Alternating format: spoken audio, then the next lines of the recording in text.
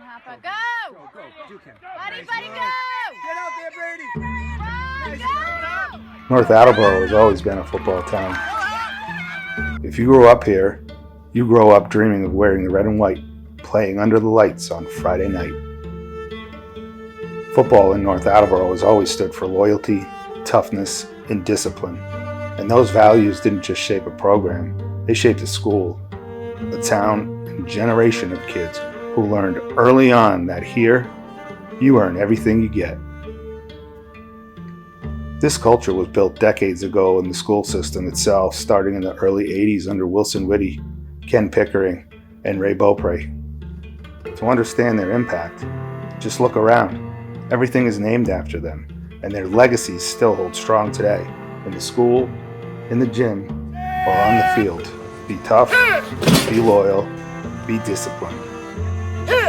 Football here is never just about winning. Every season you have the same goal, win the Super Bowl. And year after year, North is right in the thick of it. Winning the Super Bowl surely feels good, but no game means more to them than their annual Thanksgiving Day game rivalry versus Attleboro. Barrett is slowed up, he could go all the way, 10-5! The rivalry dates back over 100 years. It's built on tradition, on respect for your opponent, and the right to hoist Hilda into the air. These towns may be close in distance, but loyalty to your town colors can keep you miles apart. On the field, we're not friends. The battles are intense, and it's all about winning. McNamee's pass intercepted by Ethan Hamilton. Hamilton will go the distance for the touchdown. When it's over, we shake hands, respect one another, and go our separate ways. But in the winter of 1995, another sport had the spotlight shining on it. In the mid-90s, Attleboro and North Attleboro became a hotspot for basketball talent. At Bishop Fan, Heather McIntyre and Casey Carney had the Shamrock fans in a frenzy. At Attleboro High, Karen Lima, Derek Swenson, and Leland Anderson were getting their town excited for the future. And in North Attleboro, Jamie Canoyer, Colleen McGann, and Karen Fesik were lighting up the competition. But the big ticket in town were two identical twin brothers, the Twin Towers, Mike and Jon Babul. Come on. Ha, sicker than your average. Papa twist cabbage off instinct. Just don't think shit stink. Pink Gators, my Detroit players. Tim's for my hooligans in Brooklyn. That's dead right. If the head right, Biggie there every night. Papa been smooth since days of under rules. Never lose, never choose to. Bruise, cruise, who? Do something to us. Talk, go through us. He was the best player in the state of Massachusetts. And on any given night, he had 2 or 3 people focused on him. He came to practice every day with a competitive spirit that you wanted to match as a teammate. They got most excited when one of their teammates had a great night or made a great play. Dean Smith called the house and left a message. Mrs. Babel ran over from her house all over to my house, knocked on the door, goes, "You're gonna hear this, you're gonna hear this." She says, Dean Smith left a message. Can't you see? Sometimes your words just hypnotize me, and I just love your flashy ways.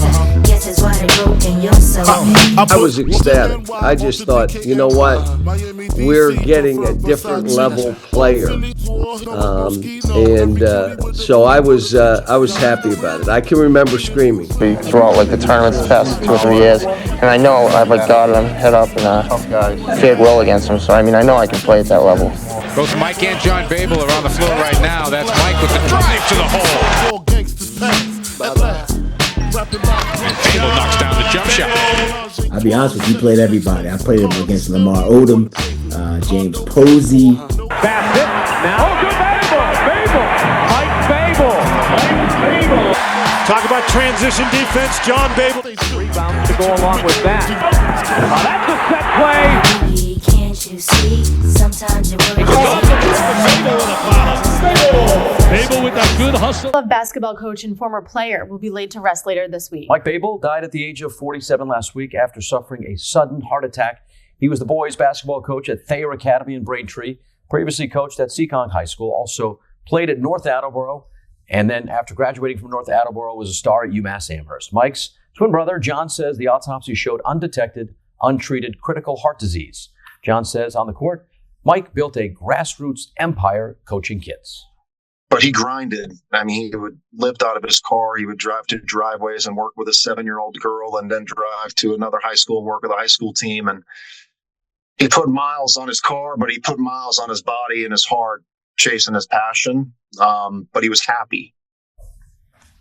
Babel's wake Friday in Mansfield because of a large turnout that's expected. It has been moved to the Mansfield Fieldhouse from 4 until 8 o'clock. Funeral is Saturday morning in North Attleboro. I was supposed to meet Mike at Logan the morning he died. He was in Texas. I got the call at 2:30 a.m. I'll never forget the call. And I had to wake my kids up and tell them I'm going to El Paso, Texas, because Uncle Mike had died. And their reaction was just what you would expect from a 12 and 14-year-old. I was at home, just in bed with my wife. My brother John called me. I don't remember if the volume was up, but I remember my wife hearing it. It was both of us not comprehending. It was 3:30 in the morning, not comprehending. Wait, what? Then having that realization, like, no, it's real. I was totally shocked by the whole situation, to be honest with you. I remember the day I was laying in bed, and after practice, I'm a head men's basketball coach. I was pretty tired. I was laying in bed and just watching a college basketball game. Actually, I was watching Arkansas play, and I received a phone call from Tyler Lawbeck, who's a buddy of ours, and he said, "Hey, did you hear the news?" And I said, "What news? What are you talking about?" At first, I knew, like, when Tyler calls me, I know something's going on. But he said, Mike Babel passed away. And I said to Tyler, "What, you mean Mike Babel Sr.? Mike Babel Sr. passed away?" And he said, "No, Mike Babel." And I remember just watching the Arkansas game, and I'm like, Bruiser, who was a mentor to us, has no idea what's going on right now. And, when Bruiser called me right after the game, I knew then, like, all right, it's real. I was working out in my basement, and he called me. He says, Mike passed away, and I was floored. And my wife, I had it on speaker, and my wife was standing, she had come downstairs. She heard it, and she was screaming. When you come over and say, "Hey, I gotta tell you, Sarah, it's not good." And at that point, I already knew it was something real bad.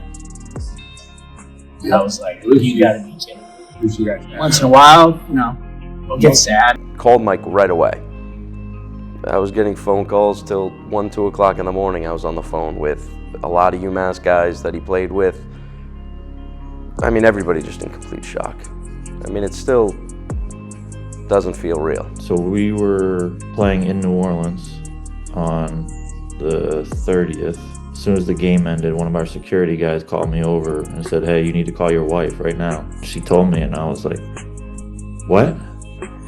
First I'm thinking, Mr. Babel, And she's like, "No, Mike." And I was like, I lost it. I couldn't imagine what John's going through, so. In line with my family, getting ready to go on a roller coaster ride, and my phone was just blowing up in my pocket at SeaWorld. John called me up and told me that he just, all he said was, "Hey, Case, I got bad news for you, we lost Mike." I was like, "Your dad?" He goes, No. My brother, Mike, we lost him. I said, "What are you talking about, dude? I just talked to him yesterday." And I broke down. Like, it didn't matter about what town you were from, because we were like a unit. Yeah, well, each night I go to bed, I say my prayers, and I just ask God to help my sons deal with the grief.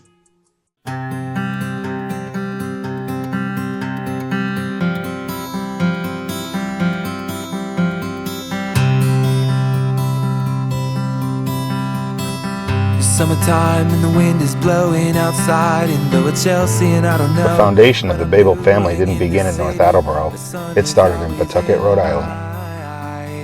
I was born in Providence, lived there through 6th grade, and then moved to Pawtucket. Went to Tolman High School. My wife, her brother, very good athlete at the time, was a year older than me, class ahead of me at Tolman High. And we were neighborhood people and played ball together. Because I hung around her older brother, her mom and she would come to the games and whatever. And it was just, basically the same thing as North Attleboro, close-knit, whatever. And I think our first date was to the Tolman St. Raphael football game on Thanksgiving. I was coaching JV at the time when the twins were born. And down the road, I said, oh, gee. I said, I coach for the Big Red. I said, I can't have him playing for Attleboro. So I had to look for a house in North Attleboro. I decided that the values and the conservative values that the town seemed to represent in general, I said, kind of fit what I wanted to raise my kids in. When they were toddlers, not even able to walk, less than a year old, I remember having a little Nerf basketball. They would crawl on their hands and knees on the floor, pick up the Nerf basketball, and crawl over to the wastebasket and stuff it in the wastebasket. I remember during that first season, 1st grade, it was a Saturday, and we're going home. I put John in one seat in the back, and I'm putting Mike, and I'm buckling him into the car seat, and he just goes, I love basketball. We moved to North Attleboro when Mike and Jon were end of the 4th grade. That neighborhood, Woodland Park, that's all we did growing up, playing basketball in that neighborhood. It was me, him, John and Mike, Heather McIntyre, Ryan Pianadosi at the time. I mean, we had a great neighborhood. Miles Sigmund, who lived on Mount Hope Street, he'd come over all the time. Billy Servant. And we'd rotate houses. We never played at the Babel's house because Mr. Babel, believe it or not, had the worst hoop in the neighborhood. He had the chain net. In our young ages, 7-year-old, 8-year-old baseball, all the way up until, high school, obviously, but it wouldn't be the same now as it was 30 plus years ago. I think they were part of the community. Now if you're 6'6" and you're a great basketball player, you get shipped off to some, private school and you have a different life, and you probably focus on that more, but they played football, they played basketball, they played baseball, they hung out on the weekends, we played pickup ball on 8-foot hoops. They were really a big part of the community and like the group of friends that we were part of. Mike and I delivered the Sun Chronicle newspaper, and we'd have 60 newspapers. Yeah, we'd have 60 newspapers on the route. We'd take our money and go get baseball cards after. The midpoint of where we would cut through Woodland Park, we'd go through the Duffy, was our neighbor across the street on Virginia Ave, and then we'd go through to John Reza Drive, and we'd have to cut through Rick Fesik and Janet Fesik's house. We called him the Fez. He's known as the Fez. We were in 7th grade, 13, and Rick is 22, 23 years older than us, so he's in his 30s at the time. He played college ball at Dean Jr. He was a great player. And as we cut through, we're ripping up his grass. Looking as a homeowner now, I'm like, oh yeah, he had a point. I mean, it's like a dirt path through there. And Mike and I would split and go do our paper route and then come back. And one day Fez yells out, "Get off my lawn!" And we were like, what the hell is this guy? And he says, "I hear you guys think you're good at basketball." And we're like, who the hell is this guy? Said, all right, you can't cut through my yard anymore until you beat me in hoops. And they're like, who's this? At the time, I was 35, and I was in great basketball shape. Little did they know. They go, who's this old guy challenging? Oh, going into 7th grade, we're like, we can take this old man. And he just tunes on us, like 21-2, 21-3, and we're like, did you play in the NBA? Like, he was that good at that age where you thought, like, who is this guy? Being a basketball player myself, I saw the determination about the sport that they had and I knew it was special. And I said, you know, in my mind, I'm thinking, I can take these kids to another level. Like if I, you know, start working with them. And that's what ended up happening. So, you know, I would show, I used to draw chalk on the court. Like we'd play one-on-one. I'd say, you can't go out of these chalk lines or you're out of bounds. And what it taught them and what they didn't realize are things like, that teaches you to go by people, not around people. Little details like that in basketball. And they would pick it up so fast. And they loved it. It's like sponges. Rick Fesik is about as integral a part of our basketball journey as my mom, my dad, my Uncle John, you know, my grandparents. I remember Rick being a young kid. I got a few years on him.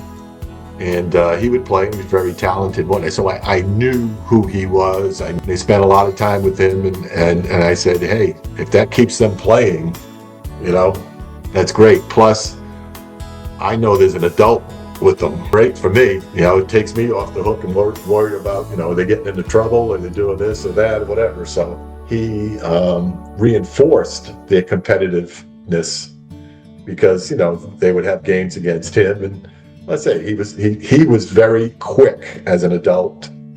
And so that was a challenge for them. What I remember about Fez is his competitive spirit. He never took it easy on us. Even when we were that age, he tried to destroy us.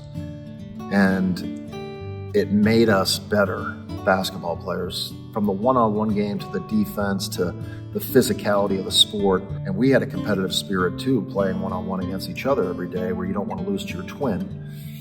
And our neighbor, Anthony Peary, was physically more mature growing up. And so I think that 5th, 6th, and 7th grade really formed who Mike was as a defensive player. And he was defensive player, first team all defense in the A-10 every year. It was in UMass. That started at that age, at that competitive fire in the backyard, in Fez's driveway, in Peary's driveway, in the Duffy's driveway, where we would just play hours. And you had to bring it, or you were going to get beat. So we kept going to Fez's every day. I think it's really about friendship. Like we just developed an unbelievable friendship. Like I would have done anything for those guys. And I really think that they were the same way. You know what I mean? So it was really a really tight friendship that we had, that we developed over the years. They had 2 children themselves, Dave, rest in peace. Dave passed away and we were there together with the Fesiks through that. And Karen had great success following us. She was always in the gym. She became a Division I player. And so we had a special journey with the Fesik family, and they are family. And Fez is, you know, was a brother to Mike. And even when Mike passed, Fez was his right-hand man coaching and doing lessons and his assistant coach at Thayer. And it's a beautiful friendship that started from just, you know, delivering the Sun Chronicle and getting curious about how is this guy good and wanting to be better and thanking a family that really didn't have to pour into us like that. Father-type coach relationship, which blossomed into a beautiful friendship the older we got. I think a lot of it was he saw a lot of potential and he wanted to push him. Yeah. And he wanted to be a part of their journey. Yeah. And he was a huge part of their journey. First time I met Fez, I'm like, who's this old dude that thinks he knows everything? But he was tough. When he was younger, like when we play in the driveway, he didn't take it easy on any of us. Yeah. And it was good to play against a man. You're a kid playing against a man. Yeah. And I think that helped. And you didn't want to let him down because he got pissed. He did not. Every time we played a pickup game, and if I was on his team, we lost to Mike and Jon. That was not a good thing. Just 2 hours ago, Allied air forces began an attack on military targets in Iraq and Kuwait.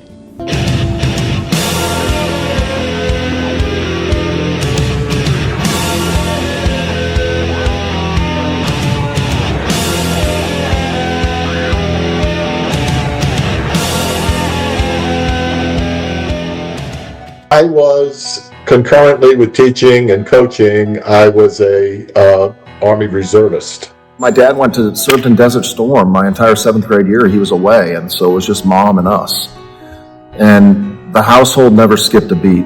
and we were busy. I mean, we were playing football, basketball, baseball, and she did it all and never complained. I left them. It's when puberty hit for the guys. I remember looking at their leaving, and all their walls were plastered with Cal Ripken and Mike Greenwell posters and Michael Jordan and whatever. I come back four months later, Sports Illustrated swimsuit edition, pictures all over the walls.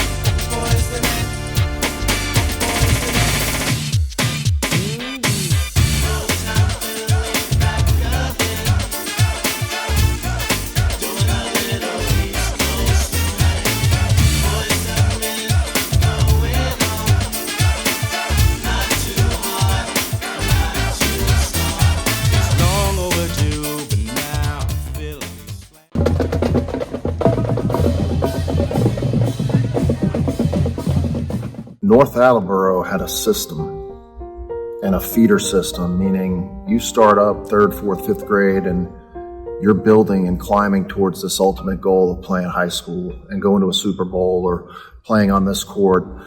And a lot of towns, I was a college recruiter. I went to a ton of high school games, and a lot of towns don't have that. And you learn that when you leave.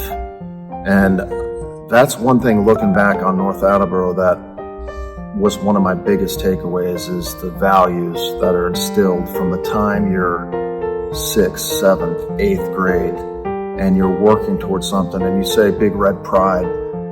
Pride means something in this town, and it's hard to get that in a sports program. If you're a coach or you're an AD and you can build a sense of pride, you're doing your job. And North Attleboro had that for 50 years. The coaches that came in the 70s, 80s, 90s, the pictures, the banners, the football pictures that are all over this weight room. I grew up looking at those things and going to those games. My dad coached a lot of those athletes in basketball, but community field on a Friday night, the band going, the cheerleaders, it's hard to replicate that sense of town pride. And when you put on the jersey in any sport at this school, you're playing for more than the name on the back. And Mike and I never played for the Babel name. We played for North and Big Red. And a lot of towns and high school programs just don't have that. There's just something special about being a Red Rocketeer. And we grew up going to watch football games every Friday night from the time I was little. And that meant something to me and Mike. My dad, Mike Babel, Sr., he was a teacher in town at Ambet. So he was an educator.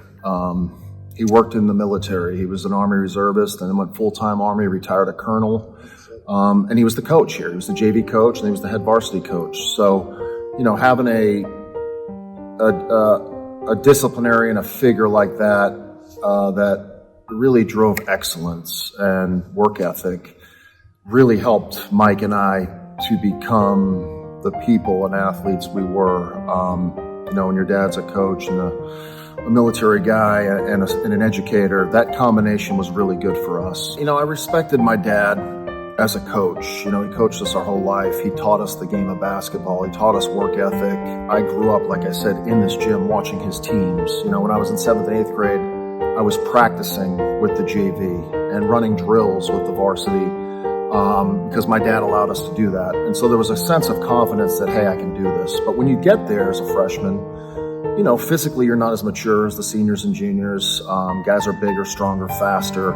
But from a skill standpoint, my brother and I felt like we could do it. But there's a learning curve, there's a growth, there's a pressure that comes with that as an athlete. I started as a freshman, and you're starting over seniors and juniors that have worked hard, and that's a tough position for my dad to be in. And from the time Mike and I were 4 years old, we were coming to this gym, and my dad would have practice going on, and we'd be running around everywhere in this high school.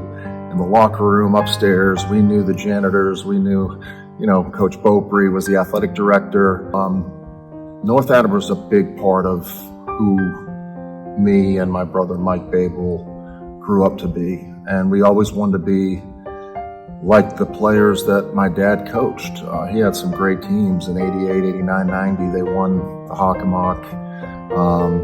And those were formative years for me and Mike because we were starting to watch him practice and watch the athletes and be like, we want to be next. And that's when we really took on a love for the game. Every parent, you don't know what you're doing. You kind of wing it. I always said, try to be firm but fair. And so, I still get nicknamed, I'm the Colonel. I'm not Dad, but the Colonel said this and the Colonel said that. And I guess from their standpoint, I was tough. I thought I was tough with limits. You know what I mean? I gave them a lot of room, but the limits were definitely clear guidelines. You don't cross those guidelines. Know Coach Michael since I was 13 years old. Played for him when I was in high school. He became my mentor, him and his wife Joan, and somewhere along that line I met John and Mike when they were probably about 5 or 6 years old. Coach used to bring them to practice. As I grew, with the family, I was able to babysit, Mike, John, and Jeff, and just kind of became closer. I was around and coached high school basketball, for 20 years between varsity and junior varsity. And I would go to high school games, whether it be baseball or football games. And I was at, a couple of different schools, spent a year at Seekonk. And you saw some people, the coaches were doing it as a part-time job. I didn't really look at it as a job. It was more of a passion. I wanted to compete, and that was my way of still, scratching that itch. Part of it was, and I guess it combines with being a teacher, is to teach the game, try to teach the skills, and especially the little things, at least what you could teach, at that particular, that level. The structure itself, that was a strength, I think, of the entire program. I think, Wilson Whitty set the tone for the school, but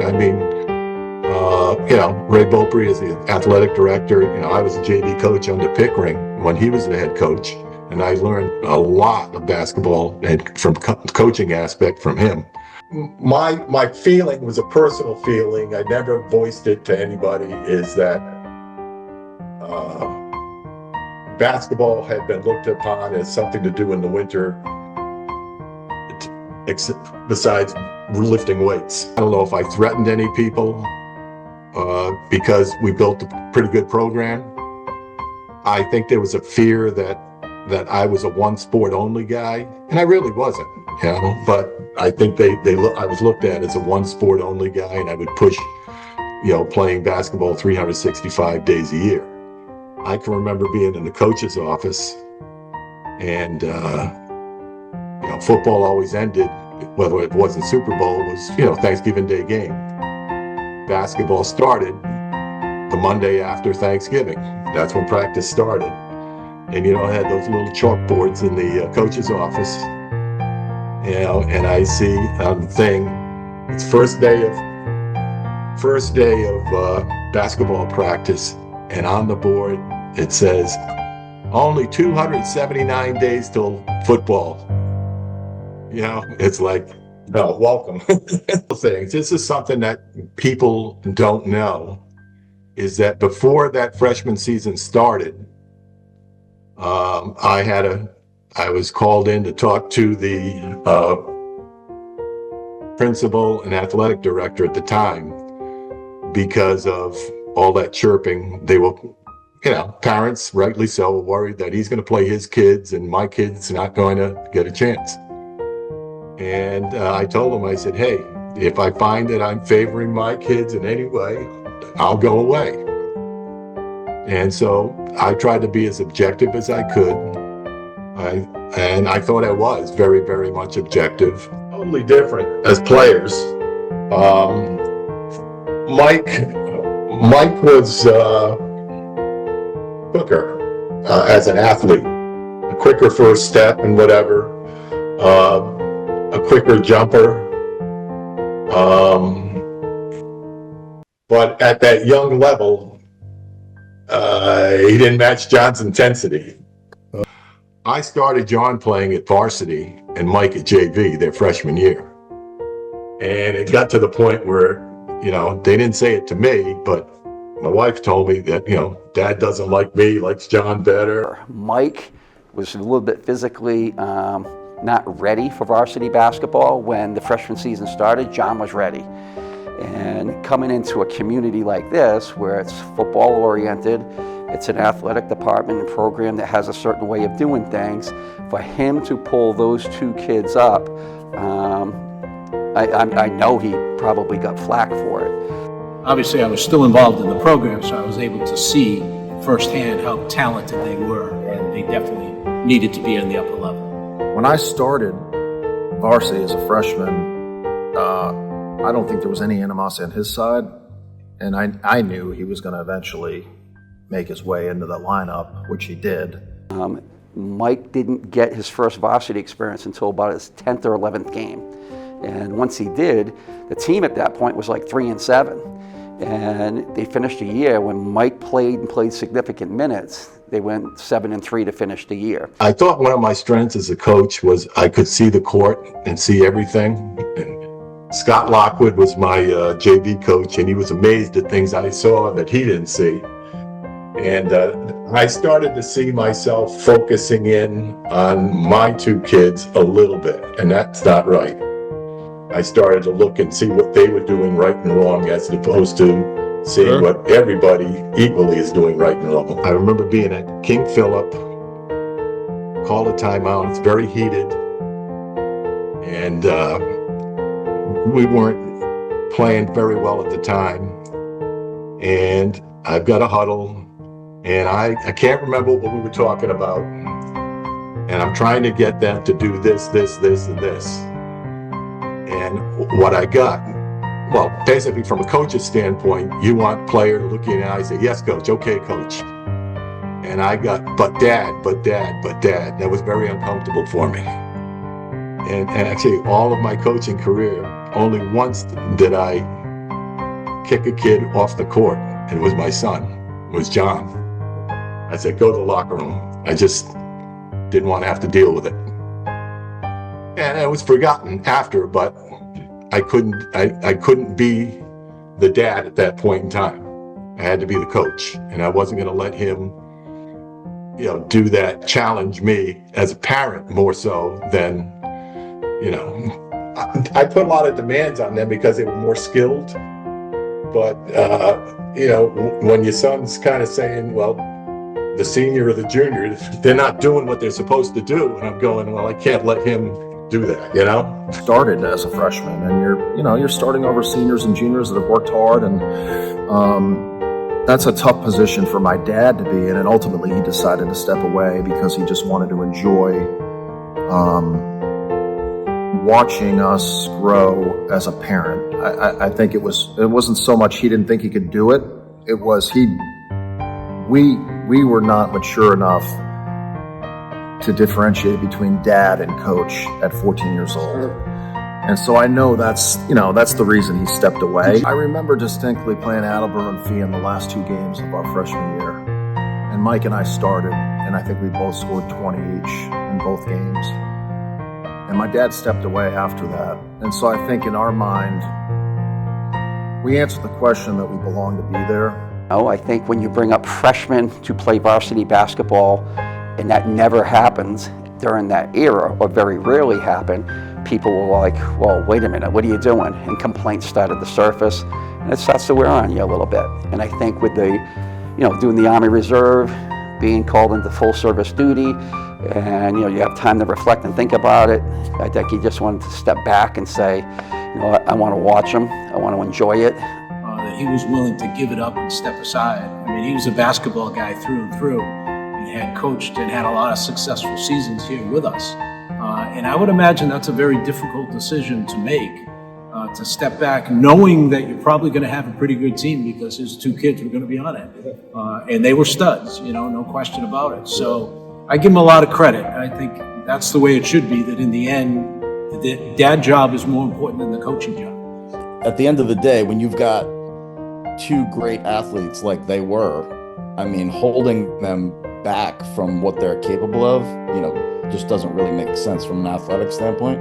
When they were their freshman year, you remember him stepping out of it, kind of how that unfolded, but Mike and Jon hadn't changed. I do think it's a blurry year in the sense of what was the pressure like that they were under, and you couldn't deny that they deserved to be on the court, but I think there were some tough decisions to be made. We all wondered what would have become if Mr. Babel stayed, and just what that would have been like, but I think he had to make the choice he made, and everything worked okay in the end. Coach ends up resigning, and North Attleboro at that time always hired from within. And the best qualified person within was Donnie Johnson. Even though that's a huge step going from freshman to varsity, but North Attleboro at that time always hired from within and looked out for their own, and that's where Donnie got pulled into the situation. And he was the most qualified person in the basketball program at that time to take this over in North Attleboro. Like I never lost to Mike and Jon. We always beat them. They were close games. I'll never forget this. We're playing them. It's the night of the Attleboro versus North game, and Jon, I'm at their house. They hyped it up in the newspaper. It was a big game. Packed. The gym was packed. Like, it was packed. Okay? I was a senior. I remember Mr. Babel peacocking around going, "Hey, Johnny, you gonna get a loss tonight?" I was like, "Yeah, no way are we losing this game." It's at Attleboro High. It was a big deal, and we had a good team. And this game meant something, just not because of who we were playing, but for our standings. And I remember Jon comes downstairs, he's like, "Case, I'm gonna get ahead tonight." I'm like, I go, "Dude, there is no dunks in the game tonight, bro. I'm gonna make sure of it." So I remember going in the locker room and going in and talking to my teammates and saying, "Hey, listen, if those two think they're gonna get one down tonight, it ain't happening. I don't care if you have to take a hard foul, take a hard foul. Don't hurt them, but don't let them dunk." It was a battle, and the gym was packed. It was so packed, it was standing room only. Good evening, everyone, and welcome to high school basketball. It's the second to the last game of the regular season, and what a regular season it's been. Attleboro at 13-5, North Attleboro at 13-5. But it's going to be a great game. Attleboro has improved as the season has gone on. John Case has really come on strong in the play of Kevin Johnson. Him at the center position, he's really been ripping down the rebounds. John Babel jumping center, wins the tap, gets it over to Mac Kriskauskas, immediately up ahead to Mike Babel. Drive today. Time to emancipate. This time getting into Mike Babel. He gets it up ahead to brother Jon Johnson for two. Almost a two-handed slam. And as a matter of fact, John Case coming down court yelling to John Babel that wasn't a slam. It wasn't a slam. They're very good friends off the court and good friends on the court as well.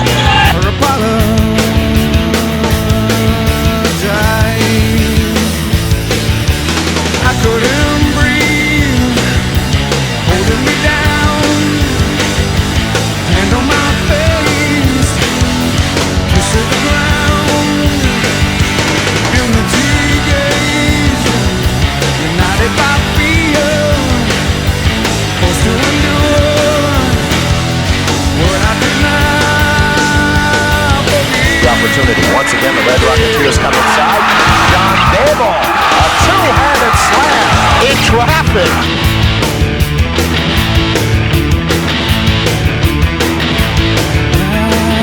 I seem to look away. The moon's in the mirror. Instead, we'll take an 18-footer, no good. John Babel, the tip in. It's over, Case, rebound John Babel. Babel squeezes home two.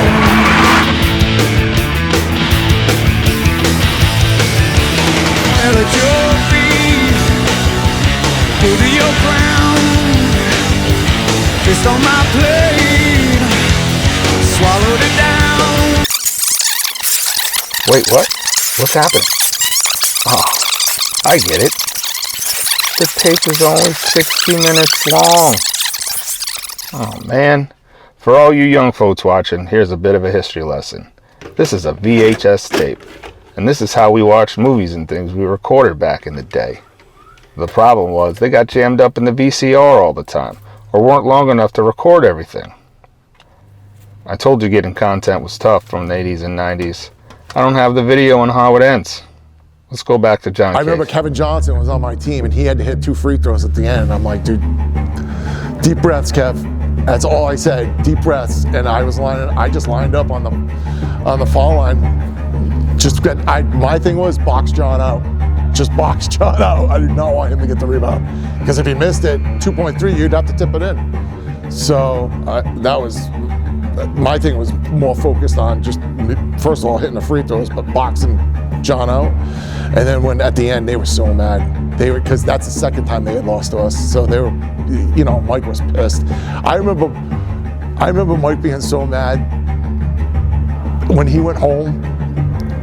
I called their house from my house, and I'm like, I'm coming to pick you up. Mike's like, I don't feel like going on. I'm pissed. We should have won the game. I go, but you didn't. Don't worry about it. I'm still coming to pick you up. So I ended up going over there, and Mr. Babel, he wasn't peacocking around anymore. He started blaming everybody else for why they lost, and I was like, we won the game, man. Mike and Jon began to get national exposure on the AAU circuit, traveling the country and becoming household names. A couple of cousins that had gone to Fan back when, back when they actually went to the Garden, back in that would have been probably late 80s, early 90s. I had a cousin that actually played on the team during that time, and I remember going to the game and thought it was really cool and was really interested in obviously going to Fan. So yeah, I had always kind of had an eye on it, and then as Seekonk academically and sports-wise wasn't that great, I decided to go there. And then when I got to high school, after probably my sophomore year, that's when I played with them on the AAU team. So it was actually in the area, Mike, John, myself, and then if you remember Leland from Attleboro as well. So we actually had 4 kids from Attleboro, North Attleboro, Seekonk area all on the team. And our team went all the way to nationals and was in Vegas and all this kind of stuff. So it was actually pretty cool that we had 4 kids that were pretty local on the same team that ended up going on to do big things. I think our team had 9 or 10 guys on it. And I think every kid got either a Division I or Division II full scholarships. It was super exciting at the time. You don't realize how lucky you are because you're in it and you're 17 years old, 18 years old, whatever it is. But it was great. I mean, I still think back very, very fondly about some of the big games we had and sold out 3 hours before the game, and it was definitely a unique experience. With a year under his belt, Coach Johnson began to settle in on the basketball court. However, off the court, the best college programs in the country began calling about these 2 twins. I had a relationship with Donnie from football, and he was my position coach for running backs, and and then he was my freshman coach for basketball as well. So for me, we already had a previous relationship. I thought he was a great coach. I thought he coached people hard. I thought he was fair. And so for me, I personally, to this day, I think sometimes when I'm coaching myself, when I'm coaching other people, I can hear myself using some of the language that Donnie used. I really enjoyed him as a coach. I think that he pushed us hard. He really helped us find an identity. We were all about defense. As much as those guys were great basketball players and could dunk and everything like that, we'd go full court press from the first second of the game, until we were up 20 points, and then we'd fall back a little bit. But we could do it with those 2 at the top of the press. Their wingspan, 6'6". We get a lot of steals, a lot of layups real easy. And, with Donnie, he just made us work hard. We did a lot of running, a lot of conditioning, and I think he was very clear on our identity as a team,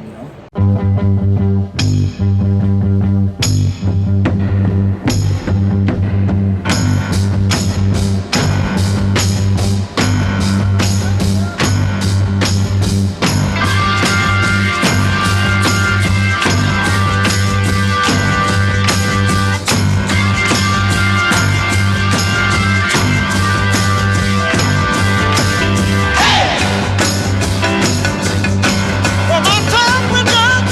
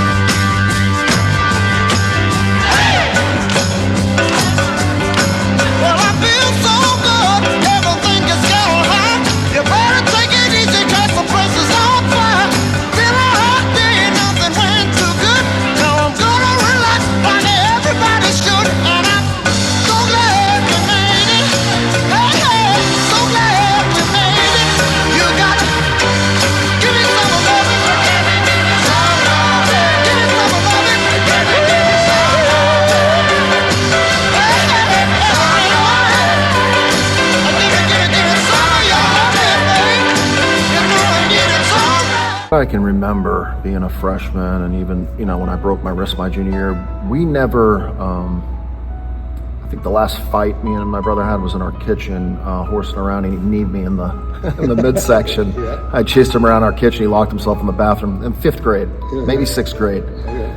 We never fought after that. We were so tight, and we were always each other's cheerleaders, so to speak. And so when I started varsity as a freshman, I don't think there was any animosity on his side, and I knew he was going to eventually make his way into the lineup, which he did, just based on talent, maturity, and experience. But when I broke my wrist our junior year, I remember just watching him in awe. Like, he was better than me at that age, and I remember watching him just put on a display, and he was the best player in the state of Massachusetts. And on any given night, he had 2 or 3 people focused on him, and he could still go for 25 3/4. No one could stop him. And he was so unselfish, if they did throw 3 at him, he would rack up 10 assists. And he would rebound. I mean, I always cheered for Mike. I grew up in this weight room right here. From the time we could lift a weight, my dad would be practicing, we'd be in here working hard. It'd be cold. It's the same weight room right there now that it was 35 years ago when I first stepped foot in it. And that really shaped Mike, and myself as athletes, and just being blue collar, being a good teammate, being humble, like you said. Learn that here. We get a lot of kids who are talented but are self-centered, more worried about their statistics, and a lot of parents who are like that. They're driving their kids to be like that, and Mike and Jon were not like that one bit. They were team players from day one. They were coachable. They worked their butts off, and talented on offense. Their parents, that was the whole big deal. I mean, their mother and father were like, patron saints. They were right on them, doing stuff around the yard, around the house, making sure homework got done. Being attentive student athletes, not just basketball players, And that showed up on the floor, too. Because you just remember when they were freshmen and sophomores, they were just mature. Unlike kids that were freshmen and sophomores, they were more mature than other kids. And they knew what they wanted to do. They wanted to be successful on the basketball floor, but also be successful student athletes. And that kind of exemplified themselves in the community and just how they carried themselves. Everybody liked them. They were both well liked by everybody in the community, and they were very personal, very outgoing. Did summer camps and stuff like that. Riding their bikes through the neighborhood. They were just more than student athletes and good basketball players. That just personified themselves later on in life. And no matter where you saw them, they were always just like the Babel brothers next door in North Attleboro. They were always good kids. One of the things my wife and I talked about is whether they should go to school together or not. And some of the colleges, well, they made that decision for you. They only offered one and not the other. They didn't have 2 scholarships to give. How would we deal with a situation if they're both at the same school and one's playing and one's not? Well, being twins, they were the same but different. And any player that was that good in our state, like, we were trying to get in there. We were trying to, all right, are we the kind of place where this kid can do his thing? And with Mike, and I know we recruited Jon too. I like Jon better than I like Mike to start. And they played together at high school. They played together the AAU teams. So I like Jon because I thought Jon could actually score a little bit better than Mike. They were tough, aggressive players. They wanted to win. They would compete, but they also were sportsmen and treated people with respect. And so they never fought that. If we were taking them out of the game, whether it be to get a rest or whether it be because we were blowing somebody out, they bought in. It's because of who he was, which is why we recruited. He was a good basketball player, but there were kids I walked into homes, I'm not recruiting him. I don't care how good he is. This kid, you walked into home, you met his family, you met him, you met his brother, and you're like, I really want this kid. And yes, as a basketball player, I wouldn't be recruiting him. But more than that, who he is, that's what we want our program to be about. On full four-year scholarships. There aren't many kids who hold news conferences, but a lot of people were wondering where these two would go, especially a proud mom and dad. To tell you the truth, I mean, I've been watching films like Larry Bird and his press conferences and Magic Johnson. Then when I was a freshman in high school, I used to look up to Chris Herron because he was the big player in state, and I watched his press conference, and I saw Wayne Turner's press conference on TV last year. Me and my brother last year were just sitting there, we're like, that's going to be us next year. We're going to work hard, we're going to get there. I mean, we did it. I mean, it's the happiest day of my life. I watch games on college level, and I've played against some of the kids who are just starting on the top programs in the country throughout, like, the tournaments the past 2 or 3 years. And I know I've, like, guarded them head up and fared well against them. So, I mean, I know I can play at that level. It's been excitement, talking to some of the best basketball people in the country on the college level. But at the same time, there's been a lot of stress knowing that you had to make very difficult decisions. Many of the official visits they had to take meant missing a Friday or Monday from school. So there was the stress of keeping up with the schoolwork and all the phone calls late at night at home and the tireless, those weekend visits. They don't get much sleep because they want to show them a good time. And I think it really caught up to them this fall. We had gotten Carmelo Travieso. And then we had gotten Edgar Padilla. But he was that guy that we've been trying to get, that totally grew up there, was part of it, was Massachusetts through and through. And yeah, I was ecstatic. I just thought, you know what? We're getting a different level player. So I was happy about it. I can remember screaming. With the Twins now committed to UMass and Georgia Tech, it was time to focus on just playing basketball.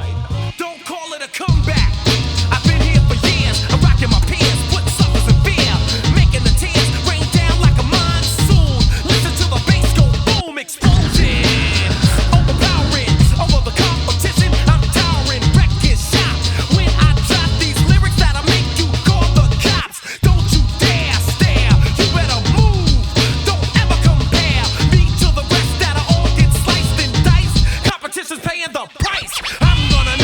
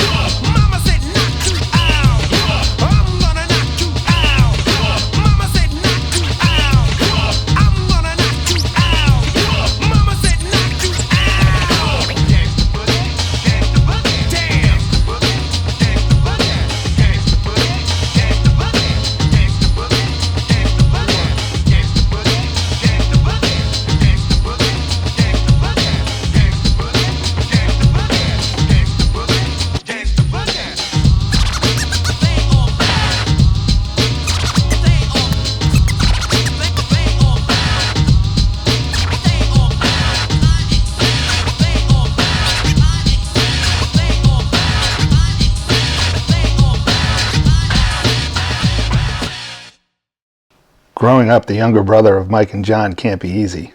Jeff Babel excelled on the basketball court as well, but he preferred to play football with his friends. Yeah, Jeff is, he's a special guy. He's got a huge heart. He had his own success here. I can remember going to games when Mike and I were first team All-State and he was in 8th grade. And it was already starting there. The chants against him and you're not as good as your brothers. And I don't know if you only would know that if you walked in his shoes. Yeah, there was a shadow. I didn't know anything else, so just the way it was. It didn't feel any different. But I think it hardened him, and he had thick skin, and it made him who he is today. I mean, he's a firefighter. He puts his life on the line every day. He's got a lot of my mom in him in terms of the caregiver qualities. But I can't imagine that journey was easy, following the act that Mike and I and the success that we had. But I think he did it well. And man, I wish he would have stuck with football, because I can remember watching him and Ethan Hamilton and Perkuski, and Jeff was a quarterback. And he may have had 19 or 20 touchdowns his freshman year in JV.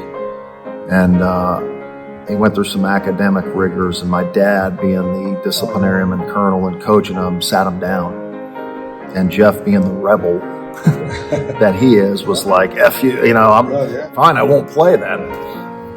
Looking back, he could have been real special in this town in football. He was thick. He was a beast, man. Thick hands, thick legs. We were beanpoles, skinny guys and athletic, but Jeff he might be the best athlete in the family physically. But I think going through that made him who he is today. And so much thicker and muscular, could jump very well. Didn't have the length that they had, but still dunked the ball at 6'2.5" very well. Jeff was the best all-around athlete. I remember telling somebody, he could throw the ball almost 60 yards as a freshman. He played freshman quarterback. He wanted to play football as a junior. I said, fine. I said, but you better bring those marks up. And I told him at that time, I said, if you don't bring him up in the end of the first quarter, you're not playing basketball. So he buckled down and, turned it around. Yeah, I took my own hold there. There were some expectations that needed to be met, and I didn't meet them. I remember saying, sitting down, are you okay right now? Because I got to share something with you. It's bad news. And I said, Mike's gone. He died of a heart attack last night. It's just a silence. I think Jeff and Mike were closer, or saw each other more than obviously me living in Atlanta. Jeff lives in Rhode Island. Mike was here for 5 years. The last 5 years of Mike's life, their relationship had strengthened, whether working out together, watching sports, hanging out, talking about life as you get older, talking about my mom's death. I think Jeff and Mike certainly had a stronger relationship than I had with Jeff. And it was hard for Jeff. And, I think the gift of life is that, and I don't know why things plan out like this, but a month before Mike died, Jeff called us both and said, my wife's pregnant and we're going to have a baby girl coming into the family. So Mike knew that. He knew that was coming. And I think I can remember my mom telling me, my mom lost her sister, Mary Atchison, when she was 23 in a car wreck. And me and Mike were 6 months old at the time my mom lost her sister in a car wreck. My mom was 25. My Aunt Mary, who was my godmother, was 23. I never got to know her, so I asked questions the older I got, but I remember my Uncle John and my grandparents who were at every game and super close. My mom said with him, he was like this. I remember them telling us that Mike and I saved the family. Everyone, when Mary died in a car wreck at 23, gravitated towards Mike and I as 6-month-old babies. And so the love I got from that side of my family, they were healing and pouring into us. And so when I look at Jeff, he's got this baby girl. And I think the timing of that is healing. Why it works out like that, that's life. But the timing couldn't have been better for him and his wife to have this beautiful girl enter our family. The love of basketball brought these two families together, and a genuine friendship evolved into family. The relationship with the Case family, you know, there's 5 boys. Ryan Case actually is the same age as Mike and I, and we played Little League baseball against Attleboro, and Ryan was a little guy, and I pitched, and you could never throw strikes against him, and they had some great teams. So we met Ryan Case first, and then my brother, through the St. John's tournament that we grew up playing in this area, met Jon Case, who was 2 years older than us, and he went to Attleboro, and we were in 6th grade, and Jon was in 8th, and we were, you know, he was going into his freshman year, we were going into 7th grade, and it was kind of taboo to hang out with each other. You didn't hang out with North Attleboro kids if you were from Attleboro. And if you were from North Attleboro, you didn't hang out with Attleboro kids. But for some reason, we got friends and teammates and people to come together and all play basketball in my house. And we're from different towns that were supposed to be rivals, and we ended up hanging out together, creating friendships through it. I mean, look at me. Peary and DiBiasio, my roommates in college, for Christ's sakes. You know, there's other friendships that happened afterwards with the kids just hanging out. And it's all because we all just wanted to play basketball. It's really what it came down to. Just wanted to play basketball together and have fun and talk trash. That's really what it was. I guess from a North Attleboro perspective, if you weren't North Attleboro, you were the enemy. I was actually proud of that friendship. You know, the Case family had, 5 sons, and Johnny Case, a couple of years older than Mike and Jon. But Jon Case became our best friend, and it started through that one day where Mike went there and he said, dude, this kid's got a full-court basketball court. Oh, and he drives. You know, like a year later, he's got his license. So the time I remember in 8th grade, and Jon was a sophomore, we were always together. He would pick us up. We would go to gyms together. We would play ball. We would lift weights. Socially, we did everything together. Emerald Square Mall, we'd go there and just take laps. They just got friendly because they liked doing some of the same things. They liked to play ball. They liked to fish. They liked the lake. Those types of things. And then my youngest son, Jeff, was basically got friendly with the Case twins. It was kind of funny. The Case, Derek and Kevin are twins. And so my Jeff was friendly with the twins, where Big John was friendly with our twins. As people, was their honesty. They never, first of all, I've never seen them get into a fight with anybody. Okay, because they were so well liked. Even the kids that weren't really their friends, everybody was rooting for them. So it was like, how can you not like being around somebody like that? And they're humble. Mike was a superstar, and he's the most humble kid, could care less about it, but just wanted to play and fit in. To a kid that I wanted just to fit in. So we're getting through our, high school years trying to fit in and do our thing and find our way. But as we went into college, we kind of then we wanted to have fun. And we wanted to do it together because it was always fun to hang out. So whether or not we could go on spring break together, because if they didn't make the tournament, we could go on spring break together, at least for a few days, so stuff like that. Mr. Case was the man in town, Case Construction, and Gail Case is just like my mom, just the mom that opens the door to everyone. A lot of similarities I think we saw between the Case family and what we experienced at our house, where it was important to work hard, it was important to be a good person, to have high character, and then the comfort you felt in that home was probably what nurtured that relationship. The boys decided to go their separate routes to build their own legacies, news that came as a shocker to many. Jon was continually dragged down by injuries, while Mike repeatedly made a name for himself as ACC Defensive Player of the Year. It was definitely different around here. In the 90s, when you would see Dean Smith, who's an absolute legend, walking down the hallway at your high school. But Mike and Jon never wavered of who they were. They were always Mike and Jon. They never, with all the fame and glory, and I mean, you know, ESPN did a documentary on them, and they never changed who they were. They were always the same two kids from, you know, Virginia Ave. Hey, it is a terrific day here in the Northeast, a great day to go skiing like I'm going to do here on the show. Welcome, everybody, to another edition of Scholastic Sports America. I'm Dan Debenham. This is Mount Southington ski area, just about a mile away from ESPN, as a matter of fact. However, this isn't where our first story comes from. Our first story takes place in North Attleboro, Massachusetts, where two brothers are certainly the best brother combination in the entire country. They're certainly among the best forwards in the country. It's a great story. It's a story that, well, it's a story that really began 18 years ago.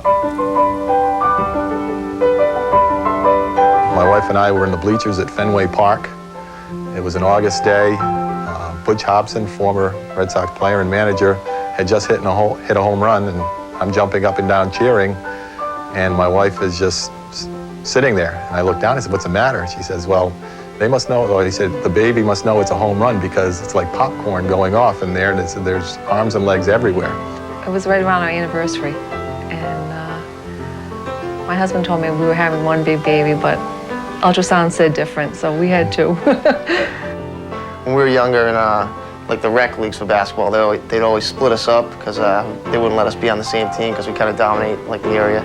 We used to always watch Rocky movies as kids, like 3 and 4, and I remember one Christmas my parents got us boxing gloves, and we used to take the boxing gloves to my dad's practices, and his team would circle around. We'd put the gloves on and go in the middle of the circle, and we'd go at it, and the team would be cheering for someone. This is where Showman backs in, gets the shot blocked by Jon. Gets to his brother Mike, who goes to the hoop, and he dunks it. You probably didn't really recognize them as future stars until their junior high year when they started to sprout and grow, and they were much bigger than the other kids. And then by the time they were freshmen, they began to really develop into their own body and were very good athletes besides being tall. That's when you knew they were something special. We were always competitive, but I think that was important to be competitive, whether we were playing one-on-one in the backyard or even in schoolwork. We'd say, "Oh, I got an A, you got a B." And I mean, I think that's good, having a twin brother, because that brings out the best in you. You're always competing against someone. At that time, 5th grade, Mr. Driscoll's class, where I didn't study for that test, and I made you go in and take it for me. Oh yeah, I remember that. I remember I took the day before, and I'd already known all the answers, so it was a piece of cake. Yeah, it's pretty sweet. I got 100 on it, and I don't even think that guy ever found out, did he? Nah, I don't think so. Well, that doesn't surprise me, but that's the first I have heard of that. I would imagine that's probably not the only time that they've traded places. And again, there's the stuff by Jon Babul.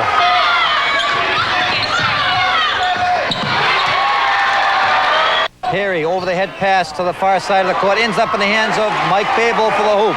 Jon stepped in right away in 9th grade. Like, my dad was coaching back then for my freshman year.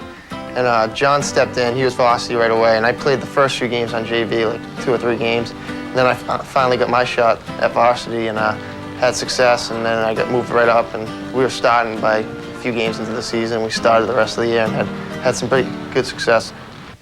Loose ball picked up by Perry to Jon Babel.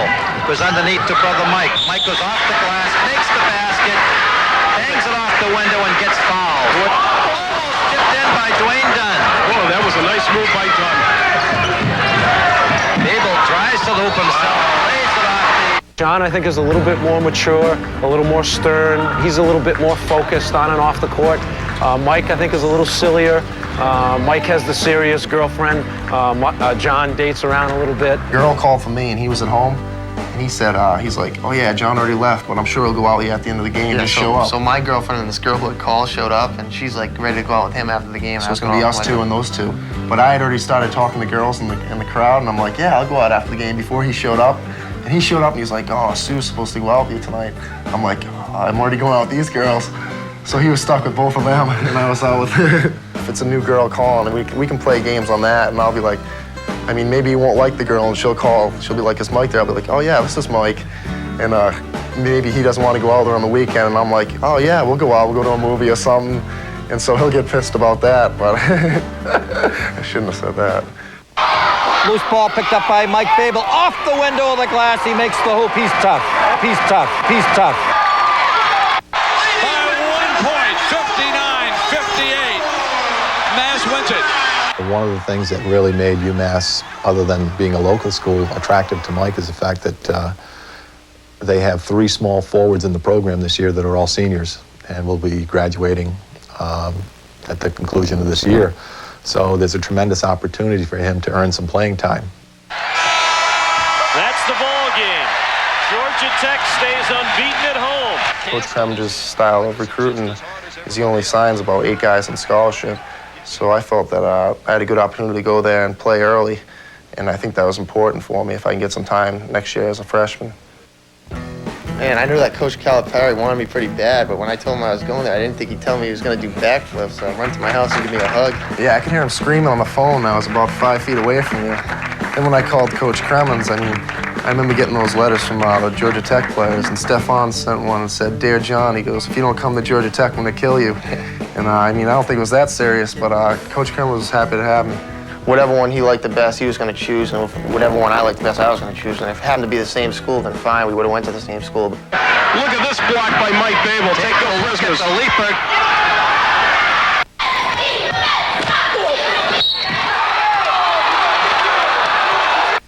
This trap almost stolen, ends up in the hands of Jon Babel. He takes the shot and makes it, goes right over Wilson. You know, whether they like it or not, they are a role model. There are people in the community that look to them and want them to demonstrate some qualities that, let's say, parents would like to see in their own children. I've always been an honor roll student, like all A's and B's, and GPA is probably like around 3.6, 3.7 throughout high school, and good SAT score. I was close to 1,100 on those. And right now I'm undecided what I'm going to study in college, but I've been really looking into that stuff and concentrating on what I really want to be after basketball. I'd like to see it be a close game, and I mean, maybe we're down by 1 with about 10 seconds left, and I get the ball, my brother's guarding me, and just drive on the lane and dunk in his head and win the game. And then maybe help him up off the floor and tap him on the butt and say, "Nice try." I think it'll be tough on them at first. But like John says, Mom, you're going to have some hefty phone bills because we're going to be on the phone with each other all the time.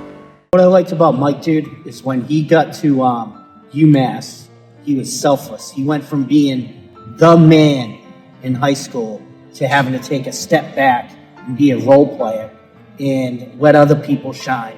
And he just did all the dirty work and became the best defensive player in like the Atlantic 10. Yeah. Made the all-defense team like probably 3 out of 4 seasons. Yeah, a lot of his defensive ability kind of went under the radar. I mean, even in high school, he was a great defensive player. And he actually got a ton of his points off the defensive turnovers that he made and created. Yeah. I mean, all of his dunks were in transition and fast breaks. Yep. You know what I mean? That's probably where I scored most of my points, in transition and fast breaks as well, because he outlet passed the ball to me, and next thing you know, we were beating teams. We were so much faster than everybody else.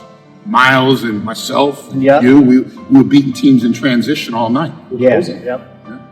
Huh? I remember you in high school. You were a good player. Yeah, I was better. I'm not gonna lie. I hit my prime a little too early in life. I was a huge UMass fan all through high school.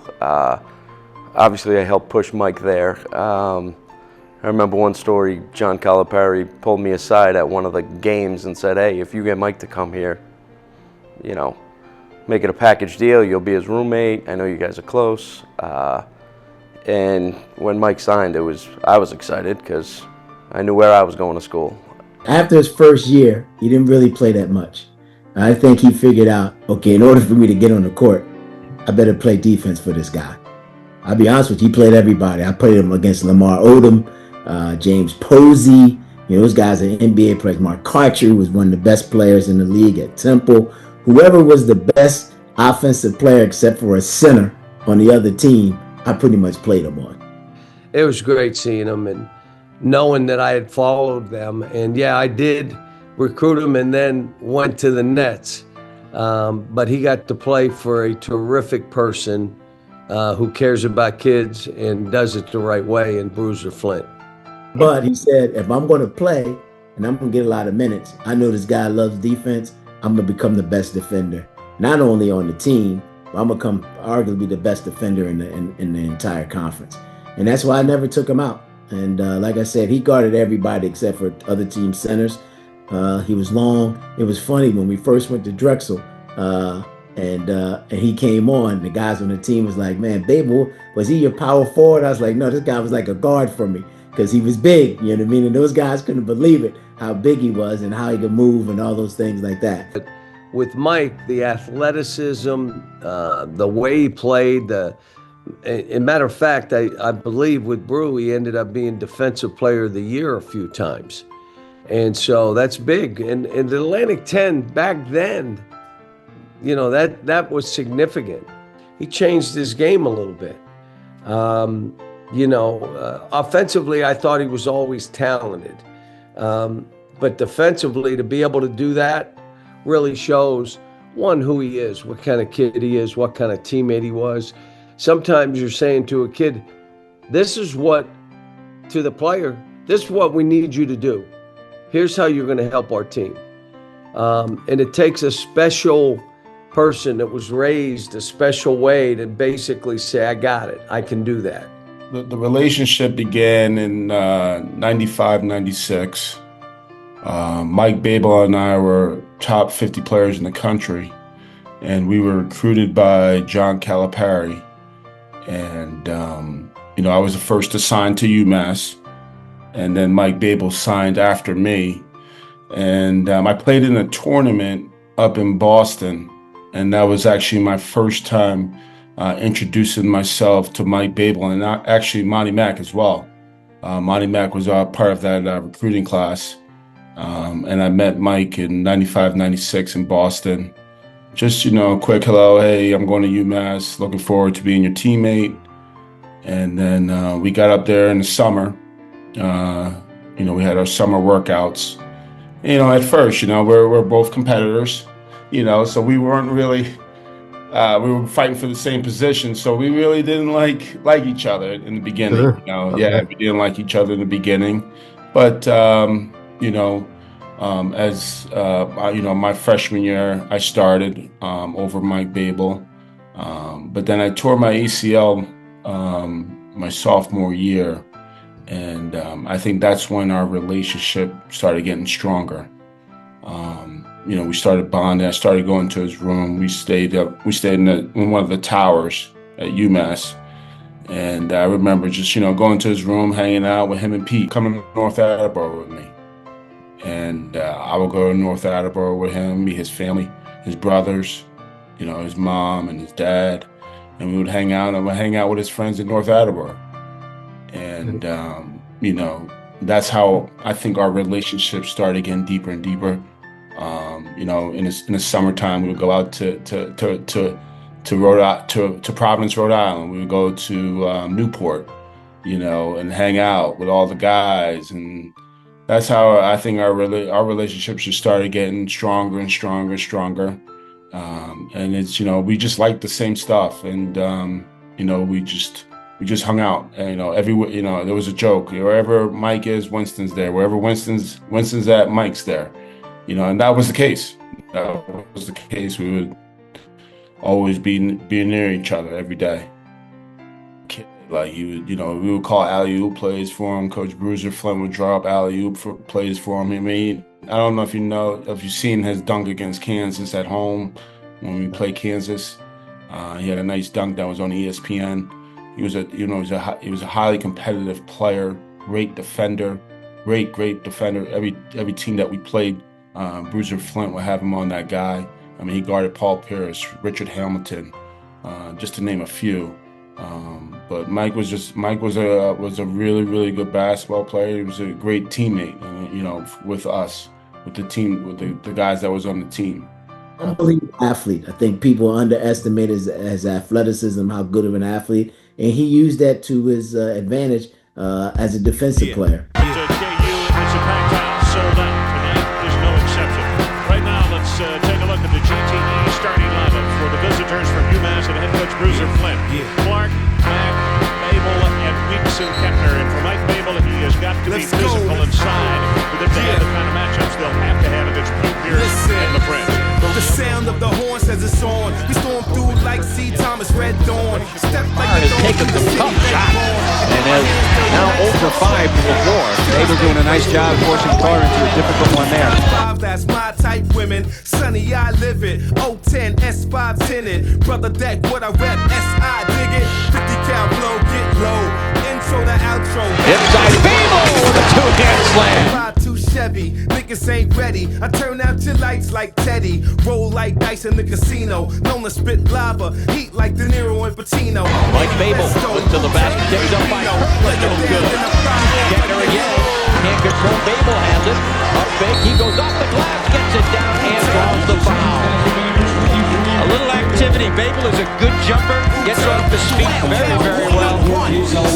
Trying to get on the offensive board. I think Babel and Kirkland here, as we can see, Bruiser looking on, a little happy about this one. They are getting active on the offensive board, and that's what they need to do. But their outside shooting is anemic at this point. So they got to do something else. Getting to the free throw line helps. Mike Babel, the shooter out of North Attleboro, Massachusetts, able to complete the three-point play. Rebounds to go along with that. That's a set play, and that will get everyone on their feet. Mike Babel. And turned over. Nice play, got the zone to come out just a little bit. Let's take a look, kind of lulled him to sleep. Look on the weak side. Kinder just cleared out, they really didn't do anything.